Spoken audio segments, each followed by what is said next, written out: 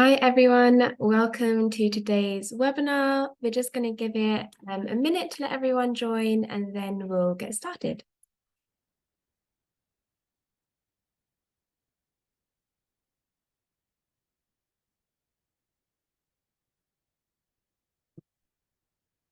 Hello to everyone just joining. We're going to just give it a minute to let everyone come in and then we'll get started.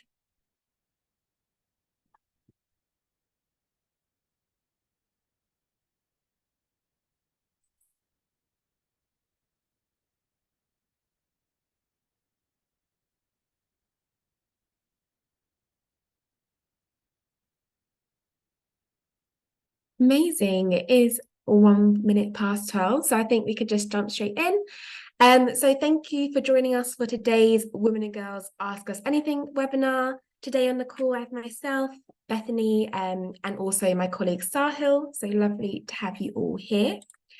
Just before we get into it, please do use the chat function and set it to everyone if you want to introduce yourself or share ideas. And of course, let us know if you have any issues. As always, there's a Q&A box at the bottom of your Zoom panel, so please do ask any questions that come to your mind there, and we'll try and answer as many as we can. We're also allowing you to raise your hand and speak to us directly if you would like to. So if you prefer to speak to us rather than write your question, please don't be afraid to do that. For accessibility, there is a captions button at the bottom of your Zoom panel, so you can have a live transcript of the webinar if you need it. And as always, our webinar is being recorded, so you can share with your colleagues, and we should hopefully have that recording available this afternoon. And of course, as always, if you have any other questions, please do email us, and we're happy to support you as much as we can. So the format of this webinar is we'll go through a couple of slides with just some of the general campaign information, and then we'll leave it free for you guys to ask as many questions as possible. So please don't be afraid to ask us some questions. So just for some campaign information, the campaign runs from the 11th of October to the 18th of October this year, in line with International Day of the Girl. And the donation button will open and appear on your campaign pages at 12 p.m. midday on the 11th. And it will also disappear at the same time on the 18th. All of your donations made during the campaign need to come through that Big Give, your Big Give Women and Girls Match Fund campaign page in order to be matched. And all of your donations will be matched up until your specific match funding pot amount. Don't be afraid to worry about where your donations are going to happen after that. You can still continue to raise donations after you've hit your target. They'll just count as extra unmatched and unrestricted donations to your campaign. And as always, Big Give do a range of different media to try and raise awareness about the campaign as much as we can. So please do tag us in your posts, and we'll try to reshare as many as possible to help you boost your campaign awareness. And if you are currently planning your marketing activity, which hopefully all of you are, if you go to resources section of the portal, so you want to log into the portal, go to support, and under Women and Girls Match Fund, you'll find all of our resources. So marketing guides, links to case studies, assets that you can customize and use for yourself, all of our Women and Girls Match Fund logos, and more. So please do check that out if you haven't already.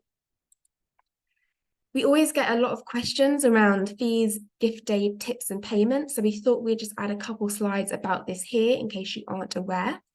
So for fees, we work with our payment processor Stripe to process all of our donation payments. So there's a small processing fee in all of our donations made on the platform. So we have a fees page on our website, and I'd really encourage you to have a look at that if you haven't already, and especially if you're a new charity, just to understand what the fees are. Also, VAT is charged on every donation, so you can download a VAT remittance statement directly from your charity portal in your campaign dashboard if you need to.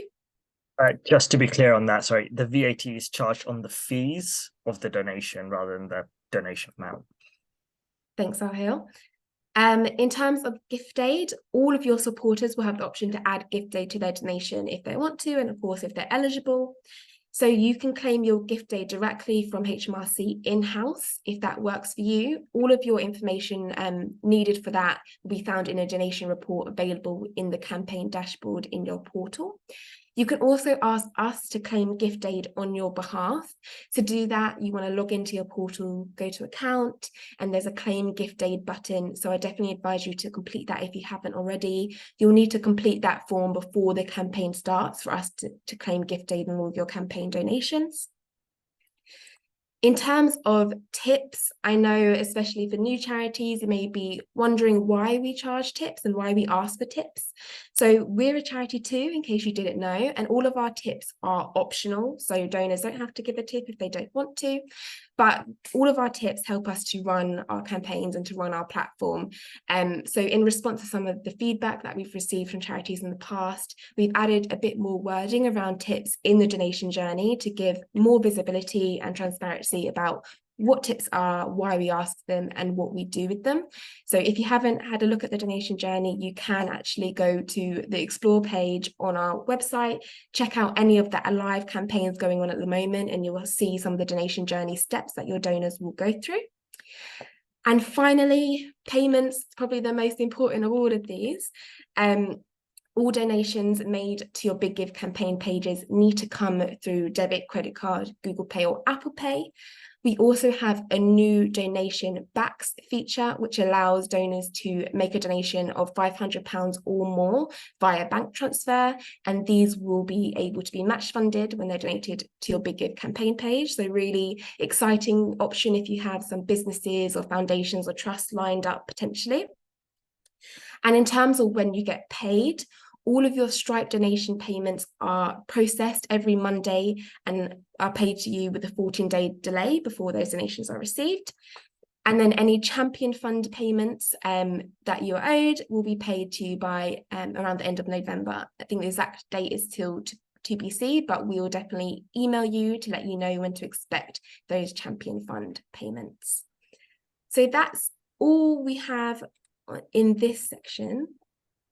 Yeah, I'm just going to quickly explain the the backs donation journey. Just we did send out an email yesterday about how donors can use that, but I just want to sort of make it clear for you if you need to explain anything to donors, or you can obviously direct them to us and we can answer any questions they may have. So we sent you this link to this page in the email yesterday, but I just want to explain it in more detail.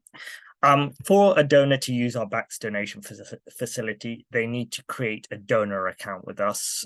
So there's a link there to start the process of creating a donor account. It's a very simple process, just creating an email and password and just saying who they are, whether it's a company or an individual. Once they've created their donor account, they are presented with a form to fill out. So it's a basic form just asking them pretty much how much they're intending to donate via backs, and if there's gift aid eligible on their donation. So it shouldn't take more than 2 minutes to fill out that form. As mentioned by Beth, the minimum amount a donor can use the backs donation facility for is £500, a £500 or more donation. And then once they complete that form, they are presented with some bank details. This will be an account number and a sort code. These bank details are unique for their donor account, and they need to then transfer their donation to those bank details. It's what we call a temporary bank account held by Stripe. So what donors may see is if they input those bank details when they're making the transfer, their bank may say they may not recognize these details because it's not a fully fledged account, it's a temporary bank account. So that's to be expected. And if the donor needs any further information from us, they can get in touch with us and we can provide them with a signed letter from Stripe just signifying these details are correct and they are linked to the Big Give and for this purpose. Once they have transferred the funds to that bank account, we will then create what we call donation funds. You can think of it like vouchers or credits. So if they transfer £1,000, their donor account will then be sort of credited with £1,000 worth of donation funds. When the campaign opens, the donor then needs to go to your Big Give campaign page and make a donation using their donation funds. So they click on the donate button. If they're not already logged into their donor account, there is a prompt at the start of the donation form to asking them to log into their donor account. Once they logged in, they will see they have, in our example, £1,000 worth of donation funds and how much of that they would like to donate to you. So they will put in the sort of donation amount field, £1,000, and they can then go through the donation journey, and they don't have to input any credit card or details into the form. So it'll just come out of those donation funds we've assigned to their account. So it is really crucial that if donors are using it, not to forget doing the last step of actually then making the donation during the campaign week to your charity. Some donor may think that by transferring the funds to that bank account, they have already done the donation.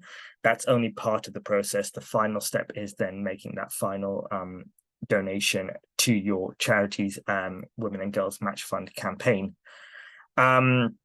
Yeah, so that is the process. Really happy to answer any questions you may have about the BACS donation process, or any other questions you may have, but I will stop sharing, and hopefully you have lots of questions. So please, the success of this webinar relies on all the questions that you ask us. And no questions like a silly question, just happy to ask anything general or related to your individual campaigns as well. This is definitely just your time to use. So then there is I think this is perfect for you, Beth, from Anna, which is about, do charities generally personalize the marketing collateral or use the general assets that we provide? And have you any feedback about what works best? Yeah, so more of a difficult question, actually, because it really depends on your charity and also your capacity. We've had a feedback from a lot of smaller charities, especially, just saying really like all of the marketing assets and thankful that they're there because we just haven't had time to create our own. So in that aspect, we have lots of charities, particularly the smaller charities who just use the Big Give ones. They might put their logo on it and then just put it out as they are, which is absolutely fine, and you can do that. We also have some charities kind of in the middle who use the asset but make it more in line with their branding. So change the colors, change the pictures, obviously add their logos, but still kind of use a template as a guide. And then we also have charities, especially ones with more time or who have like a marketing team available to support with, who just take the Women and Girls Match Fund logos and create all of their own assets. So it really, again, just depends on what works best for you, but any of those options are absolutely fine depending on what you want to do. We have an attendee raising a hand. Great. We'll allow you to talk, Molly. So hi, Molly. I don't know if I was meant to do that. I just wanted to ask if there were any rules about how we can use your assets. So for example, our logo is a oh gosh, what do you call it? It's like the university hats, the board hats. I can't remember what they're called. And we've kind of placed them on top of the triangle, so it kind of looks like the hat is sitting on the triangle of your logo. Is that okay? Yeah, no, that's absolutely fine. As long as the actual logo itself isn't changed, like for example, change of the color or something like that, then otherwise that's fine. Oh, amazing. Thank you. Thanks. We like the inventiveness of that. We have a question from Anna, so I'm going to allow you to talk. Hi, Anna. Hi, can you hear me? Yeah, we can hear Hi, you. great. So I didn't realize we could talk, which is great. And this is your first stupid question coming up, and I actually asked. No question is stupid. I messaged you yesterday and you replied because I, for some reason, thought that this campaign was needing the pledges beforehand. I kind of looked at your website and made loads of notes and thought that's what I was doing, but you said that's not the case. So which one is that? Which one does that apply to? Yeah, the pledge model campaign applies for our Christmas challenge campaign. just a bit of background if you want to know, is that what pledges are is basically match fund contributions from the charity's own supporters. So we run that Christmas challenge on the model where charities have to secure some of the match funds, which we call pledges, from their own supporters, and then that's also then topped up by the champion funds from our network of philanthropists. So then you have a match fund pot comprising of some from your supporters, some from us. But with the Women and Girls Match Fund, all of the match funds are provided by us. We did send out an email if charities had any supporters that wanted to contribute match funds to their campaigns. They are more than welcome to do so, but that's not compulsory. So don't need to worry about pledges. Thank you. And second question, what happens if we don't reach our target, which ours is 2,500? If you don't hit your target, anything you do raise is still matched, so it's not an all or nothing situation. So if you raise £1,000, you still get £1,000 of match funds from us. So okay, thank you. Thanks. I guess we have some I don't know, Beth, if you want to start and I can jump in, but like any sort of top tips or what you've seen in the past that has worked really well for charities in terms of what's made campaigns successful for charities. Yeah, good question. I think I don't know if I sound like just a repeat of all of my webinars. If you ever watched our webinars before, I probably say this all the time to you, but I think as much as you can just plan in advance always does well, like particularly if you've had a look at some of our case studies available on the website from like all charities who have participated in the Christmas Challenge in particular, but it works across all the campaigns. It's just how much you can plan in advance. So that could be something simple with just having like a copy bank on a Word doc with lots of different comms all prepared for the campaign, and also thinking about like different scenarios. So it's kind of just ready in advance, so you just don't have a stop in the middle of the campaign where you have to pivot really quickly. Say you reach your target within the first couple of days and now you have to ask people to still give. You have that copy ready there already. Or if you're 2 days left of the campaign and you're actually struggling, you have this bit of copy that's really relaying the urgency more, and you have that all prepared. Just things like that I think really just help charities to just keep with the flow of the campaign. Specifically, it's only 1 week, and yeah. Great. Yeah, I think I'd echo that, is that just planning is really key. That's what we see makes like all the successful campaigns work, is just being able to use this period before the campaign to get everything lined up. I think as well is if you're able to get like buy-in from the rest of the team, that's also really helpful to spreading your campaign messaging. And I think as well, not focusing purely on social media. I have seen 1 or 2 campaigns which haven't been as successful in the past, where they put all the eggs in the basket on social media only. And that's, social media is fantastic, but we also know that email is such a powerful tool as well for getting donations in, and that's probably the biggest driver of donations. So just making sure, we said in our social media webinar not to focus on too many channels, but yeah, definitely remember that email is really helpful for getting the donations in. And finally, I think thinking about if you have any major donors lined up, how you want to use them. And what I mean by that is, do you want that major donor to like come in straight at the start of the campaign and put in a big donation to sort of give your campaign an immediate boost? Or on the flip side, you could ask that major donor to hold back to the last day or 2 of the campaign, and you can see who else wants to donate. And then that major donor can then sort of come in on the last day or 2 and then make that donation if you need help getting over the line and reaching your target. So maybe if you do have a major donor lined up, how do you want to use them strategically? Or maybe in the middle of the campaign, they come in and give the campaign a boost. We normally see, obviously, middle of the campaign is a bit quiet. So just think about how to use supporters like that. Yeah, that's really good, Sahil. And I think as well, if you've attended our earlier sessions this week, Caitlin was talking about having just clear goals. And I think that's always really important. Of course, raising money and reaching the target is always going to be the top goal, but having like underlying goals under that can be really helpful, and also a bit of a confidence boost, because we're in a very difficult economic time at the moment. Fundraising is difficult for some charities across the board. So, you know, obviously you want to raise that amount of money, but can you also increase your followers or whatever? And knowing that you've reached multiple goals during that week is really exciting.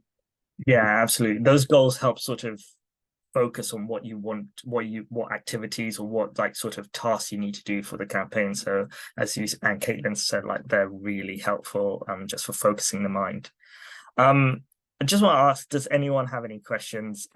Put them in the chat or raise your hand like Anna and Molly did. We'd really like to speak to you in person rather than us just talking between us. But yeah, if you do have any questions, put them in the chat.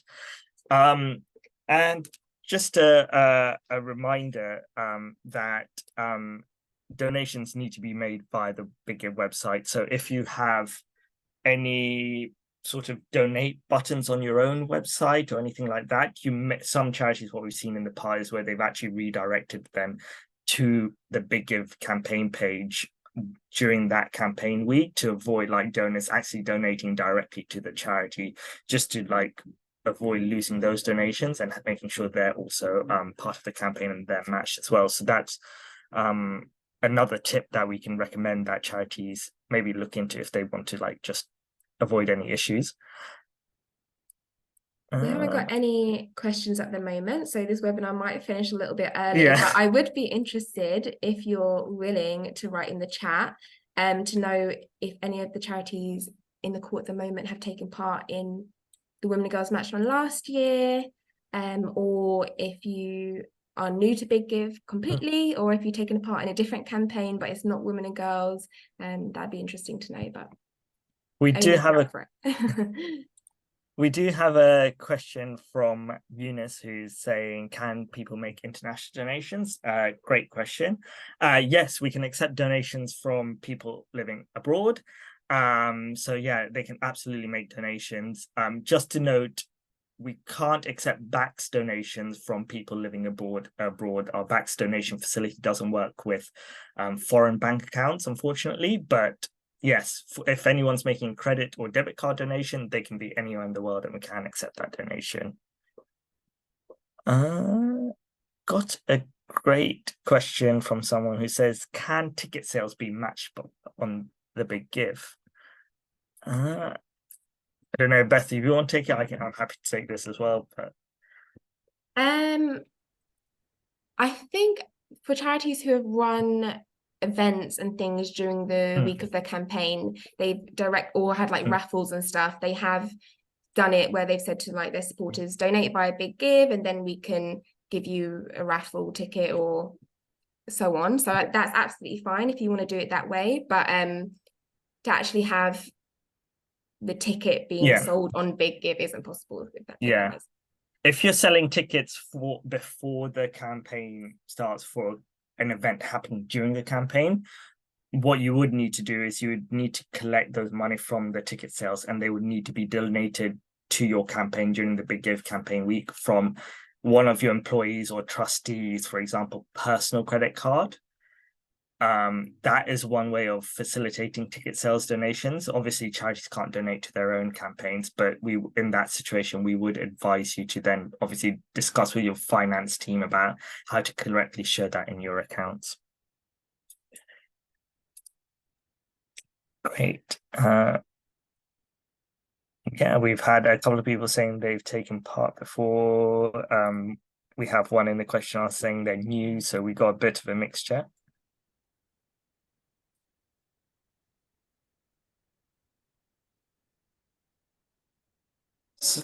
So I'm just, if there are no more questions, we're going to give you this last opportunity, but if there are no more questions coming in before we wrap up, I'm just going to leave you with our top tips that we just want to sort of reiterate. So I'm happy to, first of all, say, jump on this first and let then Beth go. So just plan, take this period to plan your campaign, set your goals, and focus on your messaging for the campaign. I think it's really important. What do you want to, what's what do you want to message donors, and reiterating that doubled the donation, that we've always seen that's a really powerful tool in encouraging people to donate for these campaigns, just because it's like the unique element of this campaign, why they're donating to you during this campaign week compared to other times of the year. So those would be my top 3 tips. And I think as well, you know, just talk to each other. Ultimately, one of the really great things about this campaign is that there's a group of amazing women and girls charities and fundraisers all using this one moment to try and raise awareness, not only about the importance of supporting women and girls, but also how your individual projects are all going towards helping that community. So talking to each other, we have a Facebook group that people can join and share, or, you know, share each other's emails and talk to each other directly that way. But peer support, I think, is always really beneficial and something that's not always used. So I think thanks, Beth. With that in mind, I think we don't have any more questions, so we're going to wrap up. As we mentioned, if you do have any questions, just email us hello@biggive.org. Oh, there has someone. Oh, do we? Beth, are you able to put the Facebook link in the chat?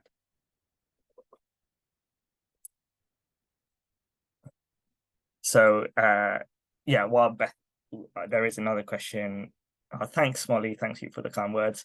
Beth's put the Facebook link in the chat. So please do join that group if you want to talk to each other and network and exchange details and ideas. Email us at hello@biggive.org for any questions that you may have, and be really happy to help as much as we can. Thank you again for all of you for joining today's webinar, but also the previous 2 webinars. We hope you found that useful. And we're all looking forward to supporting you in October for the Women and Girls Match Funds. I hope you all have great weekends. Thank you. Bye.